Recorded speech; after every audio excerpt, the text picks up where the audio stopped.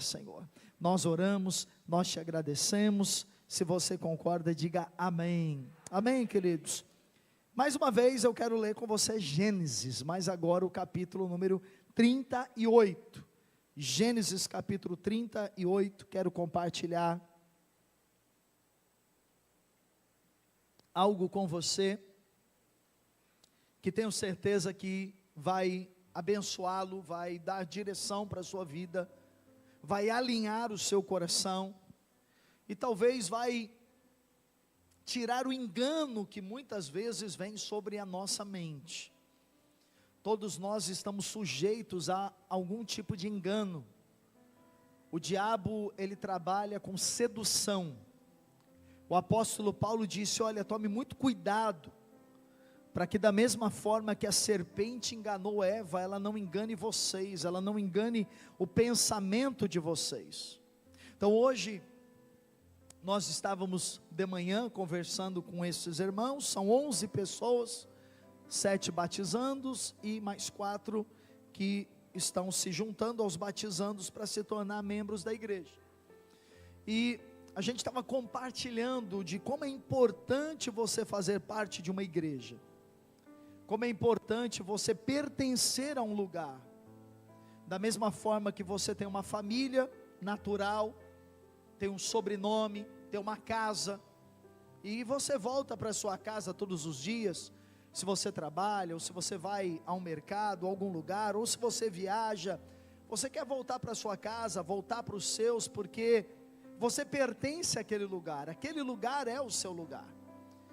E além da família natural que nós temos, que às vezes é composta por pai, mãe, filhos, ou netos, ou avós, e cada um tem uma configuração de família, nós também temos uma família espiritual, amém, irmãos?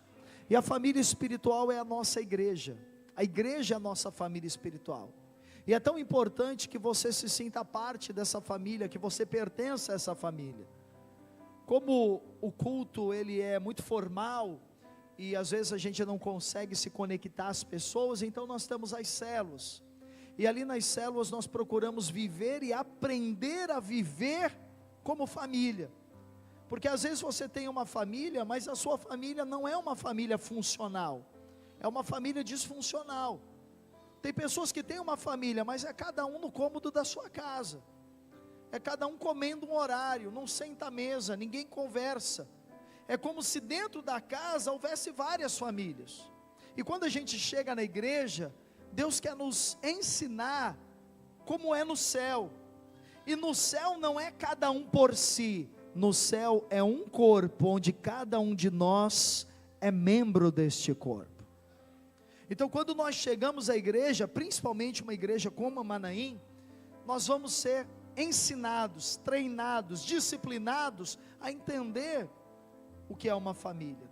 E nesse processo de entender o que é uma família, de aprender como viver em família, nós podemos em algum momento nos apartarmos, podemos em algum momento nos desviarmos, podemos em algum momento, vou usar uma palavra mais moderna, nos desconectarmos da nossa família, por alguns motivos. Isso não é benéfico nem para mim nem para você, pelo contrário, isso é muito prejudicial. Então quero mostrar hoje na Bíblia um homem chamado Judá. Quem era Judá? Judá era um dos filhos de Jacó. Lembre-se que Deus se apresentou na Bíblia como Deus de Abraão, o Deus de Isaac e o Deus de Jacó. Por que que Deus se revelou como um Deus desses 3 homens? Porque esses homens tinham uma linhagem espiritual, esses homens tinham uma promessa, dessa linhagem, Jacó, Abraão, Isaac e Jacó, viria o Messias, viria o libertador, viria o salvador do mundo. Então Abraão gerou Isaac, Isaac gerou Jacó, e Jacó então teve 12 filhos, que deram origem às 12 tribos de Israel. E para essas 12 tribos havia uma promessa, de que eles possuiriam a terra, de que eles herdariam um lugar chamado Canaã, de que eles viveriam uma vida de prosperidade, uma vida de abundância. Eram o povo escolhido, a nação separada pelo Senhor. E Jacó vive então com os seus 12 filhos, que deram nome às 12 tribos de Israel. Mas a Bíblia diz no capítulo 38 de Gênesis, no versículo 1, que um desses filhos resolveu se apartar. Ele resolveu se desviar da família. Ele resolveu deixar a sua casa. Ele resolveu deixar o seu lar. Veja, aconteceu por esse tempo que Judá se apartou de seus irmãos e se hospedou na casa de um adulamita chamado Hira. Ali viu Judá a filha de um cananeu chamado Sua.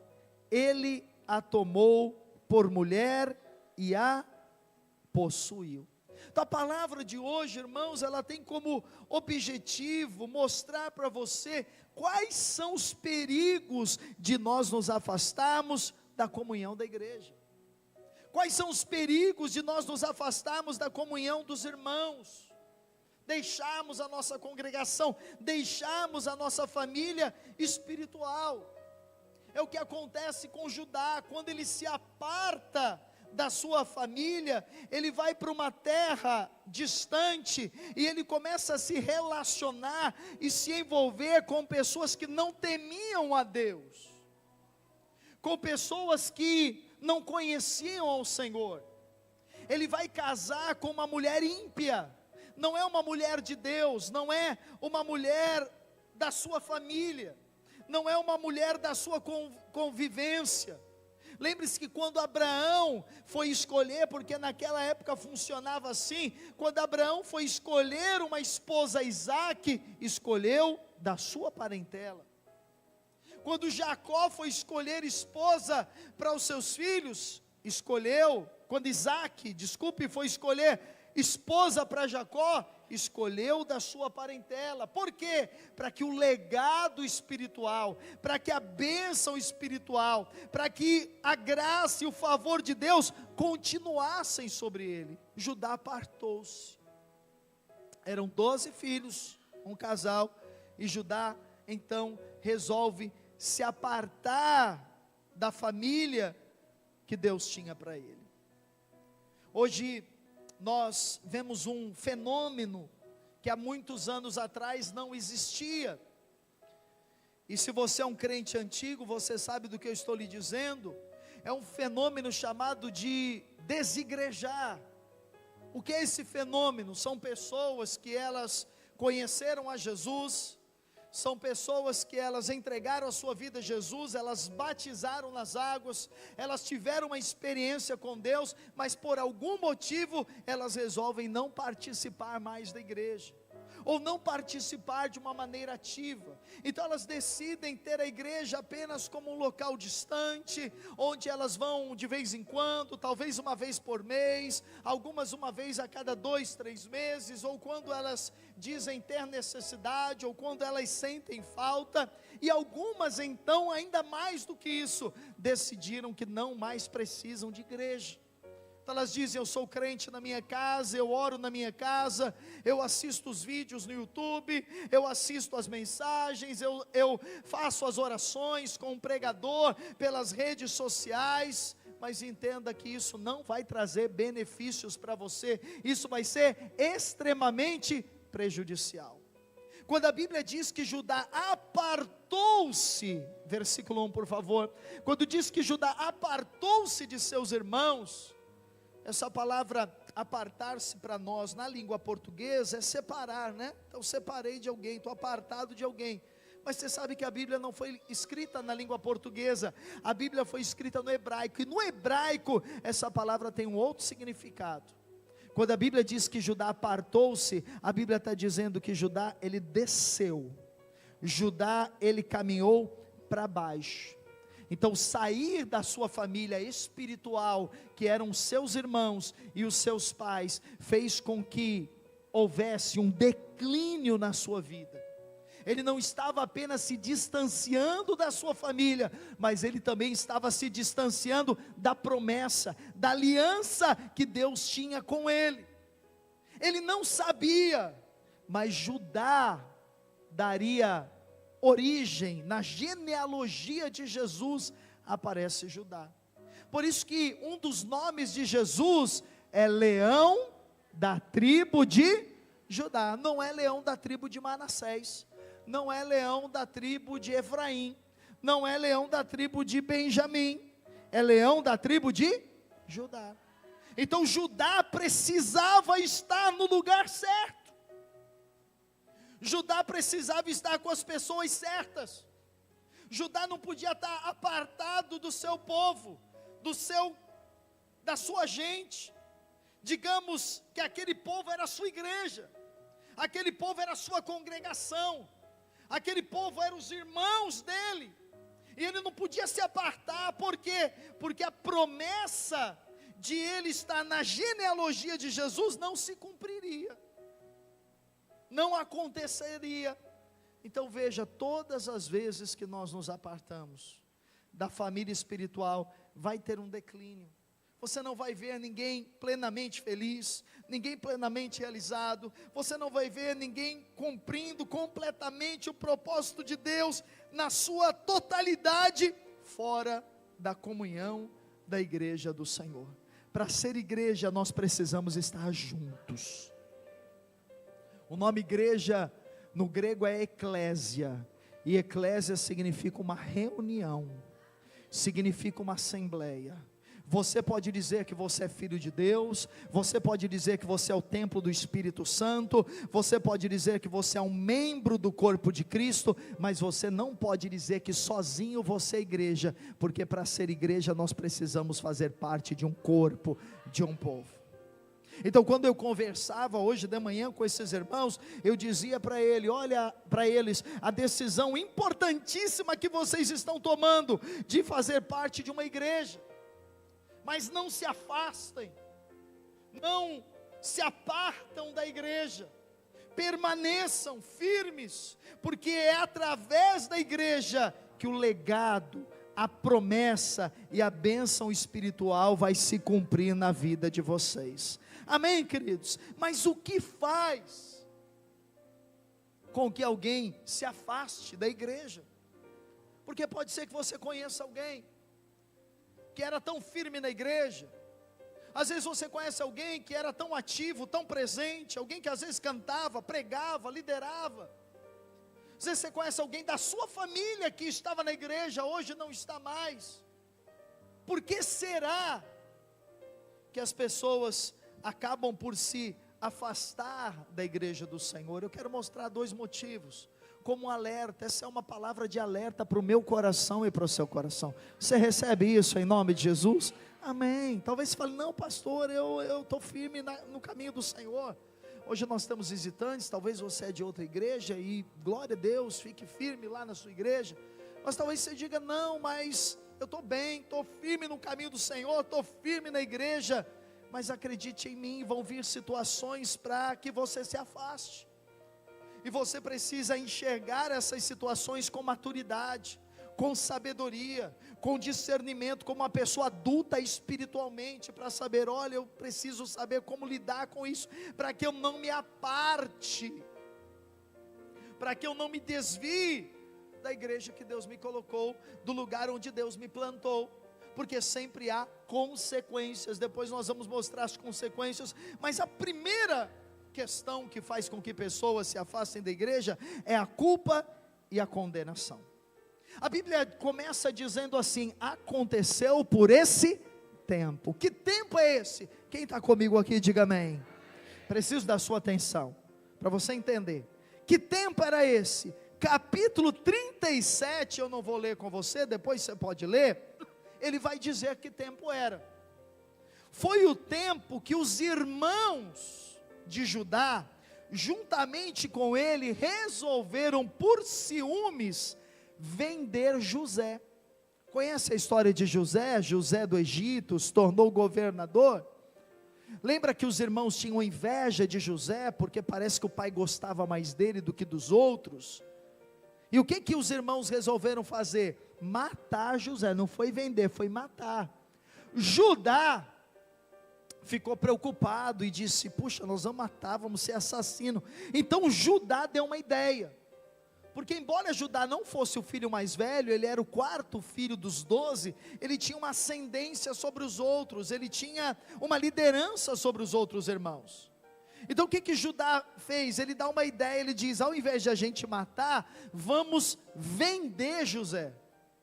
E eles vendem José, contam para o pai outra história, armam uma situação, pegam as roupas de José, matam um animal, colocam sangue e vão lá para o pai, para Jacó, e diz: olha, teu filho morreu. Jacó fica mal, enlutado. Jacó só novamente teve alegria quando ele descobriu que o filho estava vivo, mas passou muito tempo, para quem conhece a história. Mas provavelmente, escute, Judá ficou acusado com aquilo. Judá se sentiu culpado, porque ele temia Deus. Ele se sentiu condenado, e ele passou a acreditar que aquela família não era mais o lugar para ele estar. Ele passou a acreditar que ali não era o lugar a qual ele pertencia. Ele começou a olhar para ele e dizer: olha, eu traí o meu pai, eu fiz o mal para o meu irmão. Então a culpa e a condenação o consumiu. E qual foi a iniciativa dele? Eu vou largar, eu vou me afastar, eu vou sair. Isso acontece muitas vezes conosco. Você está na igreja e você está buscando uma vida de santidade, você está buscando uma vida que sirva a Deus, você está buscando uma vida reta, mas às vezes você tropeça e cai. Você era um alcoólatra e ficou limpo, mas daqui a pouco você caiu novamente no álcool. Você era um usuário de drogas e ficou muito tempo sem usar e daqui a pouco caiu novamente. Você de repente estava muito bem no seu casamento, mas veio uma crise e você perdeu a cabeça e falou coisas duras para o seu cônjuge, e isso se torna para você um sentimento de culpa e condenação, e você começa a dizer: não é o meu lugar estar na igreja.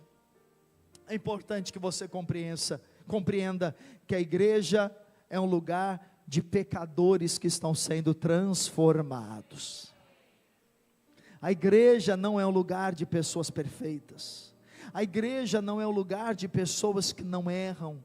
A igreja é um lugar de pessoas que estão num processo de transformação. Judá, sentindo-se acusado, foi se afastando.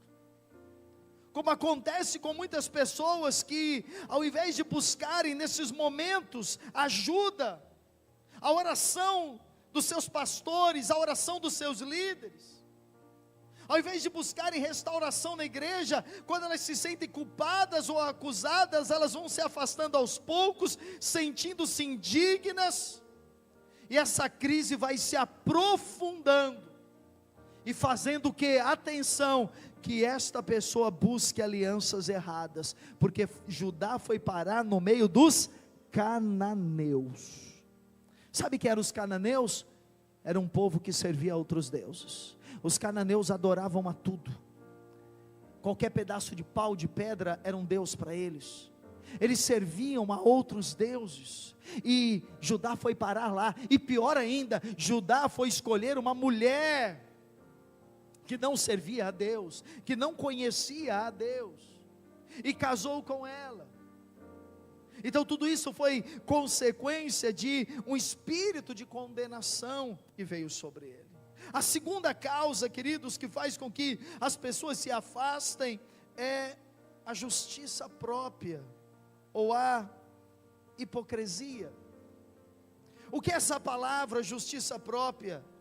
A justiça própria é um sentimento de você achar-se melhor do que os outros, de você achar-se superior aos outros.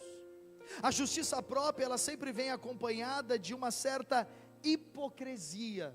O que é hipocrisia? É aquela frase antiga: faz o que eu falo, mas não faz o que eu faço. E ninguém aprende desse jeito. Os nossos filhos aprendem pelo nosso exemplo. As crianças aprendem olhando a gente. Eu não quero meus filhos falando palavrão. Aí você fala.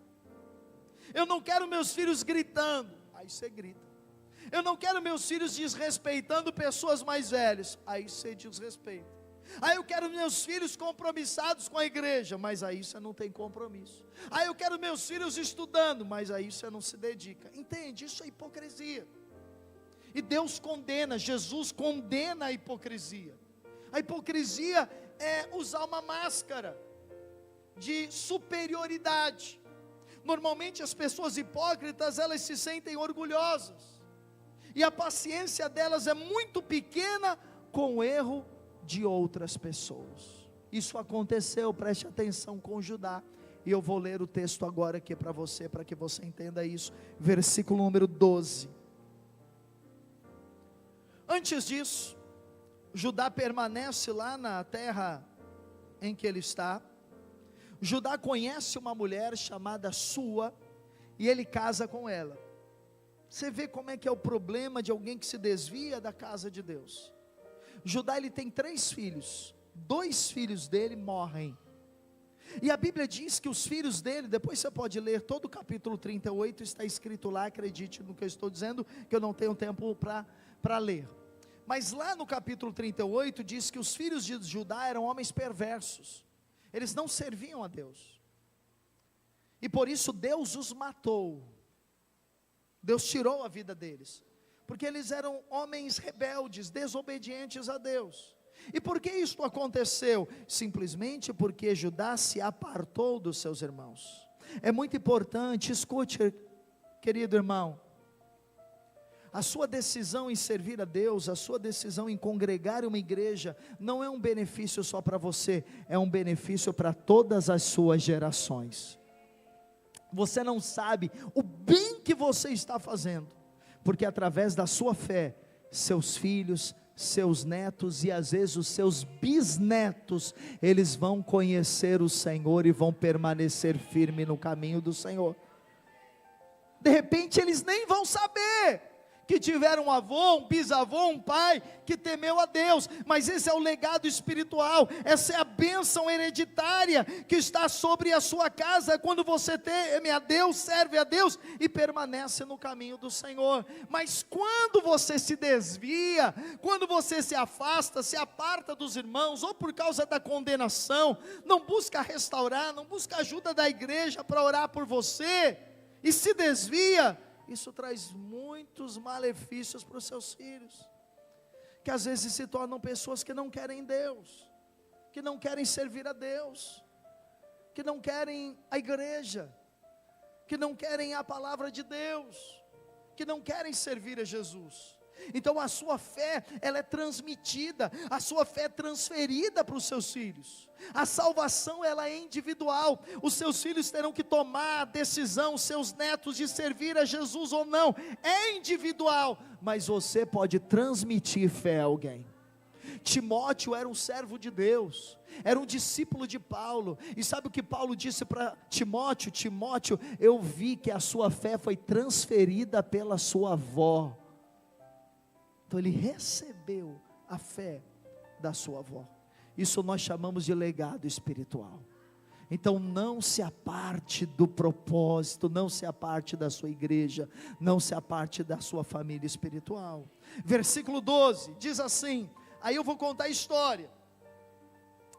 Judá casou, teve filhos, 2 filhos morreram, passou um tempo, a mulher de Judá morreu. E queridos, quando um filho morria, lá no Antigo Testamento, preciso explicar isso para você entender, quando um filho morria, a viúva, ela não podia ficar desamparada, então o irmão mais novo, ele tinha que casar com aquela mulher, ainda que ele tivesse outra mulher, isso era chamado de lei do levirato. Então, morreu o marido, quem é o irmão dele? O mais novo, ou se não tendo o mais novo, era o mais velho, mas inicialmente o mais novo. Quem é o irmão mais novo? Fulano de tal. Ele casa com esta mulher, para manter a descendência, para que tenha filhos, e para sustentar essa mulher. Os filhos, lembre-se, né? Os 3 filhos, o primeiro morreu, E o primeiro morreu com uma mulher chamada Tamar. Ele morreu. Judá então foi ao filho mais novo e deu Tamar como esposa. Só que lembra, quando se desvia, se aparta da parte da comunhão, vem muitos problemas. Sabe o que aconteceu com o segundo filho? Morreu também. Morreu primeiro, então a mulher ficou viúva 2 vezes. Judá tinha um terceiro filho, só que esse filho ainda era muito jovem, era um adolescente. Então Judá disse a Tamar: volta para a casa dos teus pais. Lembra, eles não são do povo de Deus, ele se apartou, se afastou. Volta para a casa dos teus pais. Quando meu filho mais novo ficar mais velho, ele vai casar com você, ok? Nesse interim, Judá fica viúvo. A mulher de Judá morre, é o que eu vou ler para você agora. No correr do tempo, morreu a filha de Sua, mulher de Judá.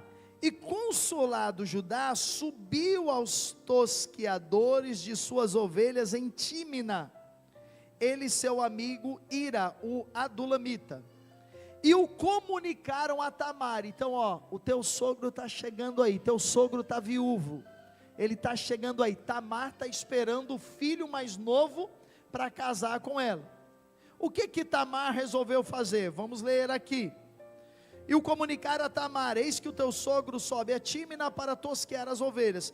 Então ela despiu as vestes de sua viuvez, e cobrindo-se com véu se disfarçou, e se assentou à entrada de Enaim, no caminho de Tímina, pois via que Selá já era homem, é o filho mais novo, e ela não lhe fora dada por mulher. Então ela não teve filhos, não tinha ninguém. O Selá já tinha virado homem, e o Judá não cumpriu com a palavra, não deu o filho Selá mais novo como marido de Tamar. Então ela resolveu fazer uma coisa aqui que eticamente não é muito correta, mas ela fez. E aqui vai entrar a graça de Deus se manifestando. 15, vendo a Judá, teve-a por meretriz, pois ela havia coberto o rosto. Então ela pôs uma roupa de prostituta, e o Judá não reconheceu ela estava vestido como prostituta. Então se dirigiu a ela no caminho e lhe disse: vem, deixa-me possuir-te, porque não sabia que era sua nora. Ela respondeu: que me darás para coabitares comigo? Porque ela está se passando por uma prostituta. Ele respondeu: enviar-te-ei um cabrito do rebanho. Perguntou ela: dar-me-ás penhor até que o mandes? Quer dizer, qual é a garantia que você vai me pagar? Mas ela não queria o dinheiro, ela queria outra coisa, ela queria filhos. Respondeu ele: que penhor te darei? Ela disse: o teu selo, o teu cordão e o cajado que segura. Ele, pois, los deu e a possuiu, e ela concebeu dele. Preste atenção, quando o Judá tem uma relação com a sua nora Tamar, para que ele, não tendo como pagar, deixasse uma garantia, ele entrega para ela 3 coisas: um cajado, um cordão e um selo. Isso fala da identidade espiritual. Todas as vezes que nós nos desviamos da casa de Deus, todas as vezes que nós nos desviamos do propósito de Deus, a nossa identidade espiritual, a nossa autoridade é comprometida. Deixa eu lhe dizer uma coisa, e eu falo isso ao longo de muitos anos de ministério que eu tenho: é pior um crente desviado do que um não crente. Não falando da salvação, mas falando da ação do diabo na vida dele.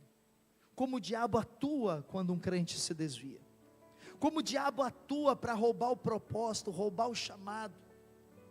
Quantas pessoas tremendamente usadas por Deus na história nós conhecemos, pessoas públicas se desviaram, a queda veio e perderam a unção, perderam a autoridade, perderam o poder que havia na vida delas. Então nós precisamos clamar e dizer: Deus, tem misericórdia para que eu não perca o meu propósito, para que eu não me desvie da tua casa, para que eu não me aparte dos meus irmãos, para que eu não deixe a comunhão da tua igreja. Continuando a história rapidamente para nós encerrarmos, Tamar agora está grávida do sogro, e no verso 19 diz assim: levantou-se ela e se foi, tirou de sobre si o véu e tornou as vestes da sua viuvez, enviou Judá o cabrito, porque agora ele precisa pagar para a prostituta, que ele não sabe que é Tamar, através da mão do seu amigo Adulamita, para reaver o penhor da mão da mulher, porém não a encontrou. É lógico, ela não era prostituta, foi um disfarce.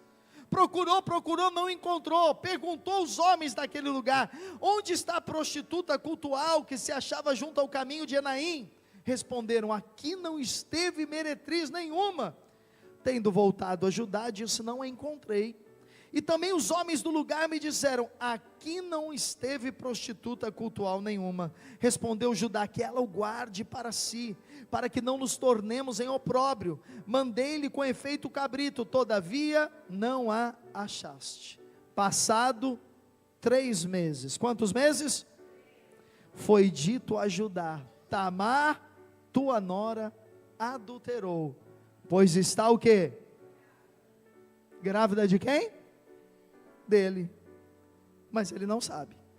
E olha só, quando chega a notícia para ele que a nora dele está grávida, e ela devia se manter viúva até que o irmão casasse com ela, qual é a atitude de Judá? Queima ela, vamos matar ela. Qual é o nome disso? Qual é o nome disso? Hipocrisia. É esse o nome, porque quem a engravidou foi ele mesmo. Quem cometeu o pecado foi ele mesmo, mas agora ele quer matar Tamar, quer dizer, ele se acha melhor do que ela. Aí então dizem, tirando-a, mandou ela dizer a seu sogro. Então tiraram ela para queimar. Aí ela mandou um recado para o sogro: do homem de quem são estas coisas eu concebi. Mostrou o cajado, o selo e o cordão. Quando Judá viu aquilo, ele diz no verso 26, aqui está o caminho da restauração para a gente poder terminar.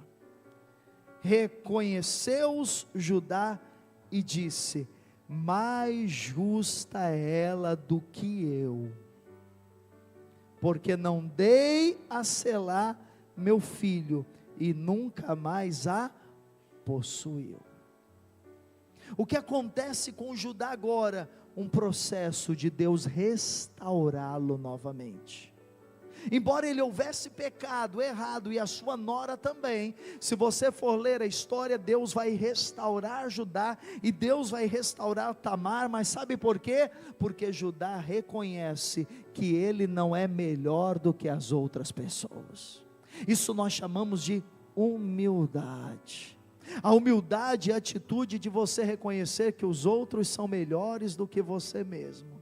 A humildade é a atitude de você reconhecer que você é pecador como os outros, e que você não deve ficar apontando o dedo a elas, você não deve ficar julgando as pessoas, você não deve ficar criticando as pessoas. Quantas vezes, irmãos, nós somos intolerantes com o erro dos outros, na igreja, não perdoamos um irmão que erra conosco, não perdoamos um líder que erra conosco, não perdoamos alguém que falha, guardamos mágoa no nosso coração por algo às vezes tão banal, porque somos tomados desse sentimento de justiça própria que nos atrapalha.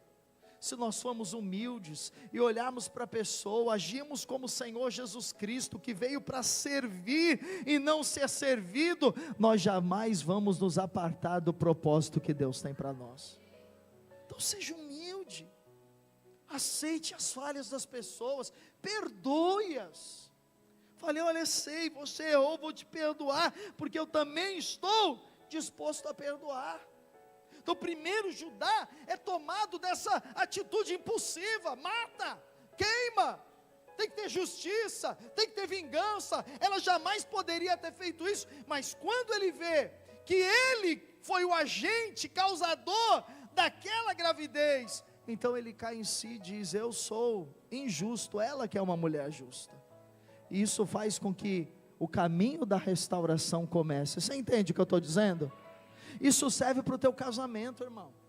Isso serve para a tua família natural. Se você agir assim dentro da sua casa, vai diminuir muita crise, vai diminuir muito problema no teu casamento. Se você agir assim na igreja, na célula, com a tua família, vai diminuir. Mas sabe qual é o nosso problema? Nós queremos justiça, porque nós nos achamos muito justos, nós nos achamos muito melhores do que os outros. Nós queremos o castigo de Deus sobre o outro, nós queremos a vingança de Deus sobre o outro, nós queremos a justiça de Deus sobre o outro, mas sobre nós queremos misericórdia, sobre nós queremos graça, sobre nós queremos perdão. Nesse momento em que Judá reconhece isso, há um movimento contrário. Sabe o que acontece? Judá volta para sua casa, ele retorna, ele é restaurado, ele volta para a casa do seu pai Jacó, e ele encontra, escute, a sua família passando necessidade, porque é um tempo de grande fome sobre todo mundo, e só há lugar que tem comida, o único lugar que tem comida é no Egito. E quando Judá é recebido na sua casa, o pai dele Jacó dá a ele uma missão: vá até o Egito e traga comida para nós. E quando Judá chega lá no Egito, ele encontra quem? José. Mas ele não reconhece José, passaram-se muitos anos, e José então vai testá-lo, porque sabia José que Judá o queria vendê-lo. E José então diz: Judá, eu vou te dar comida, mas traz aqui o teu irmão mais novo, Benjamim. E Judá volta para Israel, traz Benjamim. E agora então José diz: eu te dou comida, mas teu irmão tem que ficar aqui. Agora tem um homem restaurado, aleluia. Ele diz assim: jamais eu vou voltar para a minha terra sem o meu irmão. Houve uma restauração. Esse homem é mudado por Deus e pelo poder de Deus, porque ele reconheceu seus erros, reconheceu suas fraquezas, reconheceu que não era melhor do que ninguém. A graça de Deus o alcançou, e há sempre graça de Deus para nos levantar. Nós sempre somos bem-vindos de volta à casa de Deus, nós sempre somos bem-vindos ao caminho do Senhor. Há sempre um coração aberto para nos receber na presença de Deus. E Deus é tão bom, e eu termino com isso, irmãos, que Deus pega aquela mulher Tamar, a nora, a mulher que fingiu ser prostituta, e Deus dá a ela 2 filhos, gêmeos, e o primeiro filho que nasce se chama Pérez. E sabe o que Deus faz? Deus faz que Pérez e Tamar estejam na genealogia do Senhor Jesus Cristo. Então quando você for lá no Evangelho de Mateus e ler, deixa eu ver se eu encontro aqui, que esse versículo é bem interessante de a gente ler. Você vai ver que na genealogia de Jesus vai aparecer Judá, vai aparecer Tamar e vai aparecer Pérez também, porque Deus é gracioso, Deus é bondoso. Mateus 1, versículo 1. Mateus 1, 1.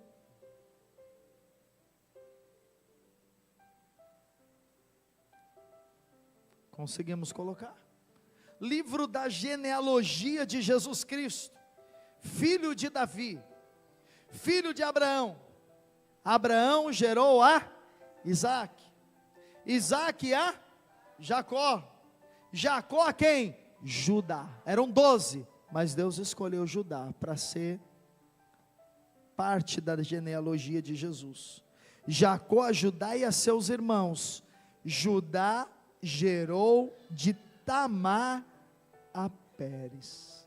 Isso é graça de Deus. Sempre há perdão, restauração e reconciliação de Deus para nós. Só precisamos de 2 coisas. Primeiro, arrependimento. Mudar a mente, mudar o coração. Não viver debaixo de condenação. Crer no perdão de Deus, crer no amor de Deus sobre nós. Amém? Não nos apartarmos da nossa família espiritual. E se isso acontecer, tratarmos isso no nosso coração, voltarmos, ficarmos firmes, seguimos adiante, porque é na congregação que Deus ordena a sua vida e a sua bênção para sempre, amém? Eu quero orar por você em nome de Jesus. Chama a equipe de louvor, depois nós cantarmos um louvor, mas eu quero orar por você. Pode ficar de pé.